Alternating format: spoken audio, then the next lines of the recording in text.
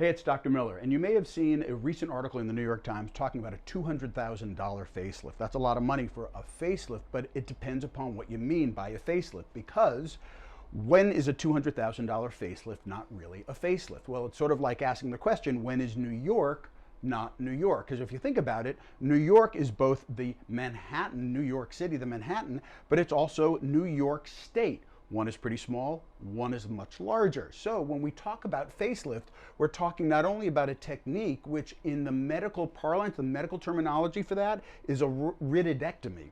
Or are we talking about facelift and we're referring to really a rejuvenation procedure? And when we're talking about that, we're really talking about a brow lift. We're talking about upper and lower lid blepharoplasty. We're talking about cheek augmentation as well as a rhinoplasty. Maybe you're doing an upper lip lift or a lip augmentation, a chin augmentation, submental liposuction, and finally the rhytidectomy, which in the medical terminology is actually a facelift technique or procedure.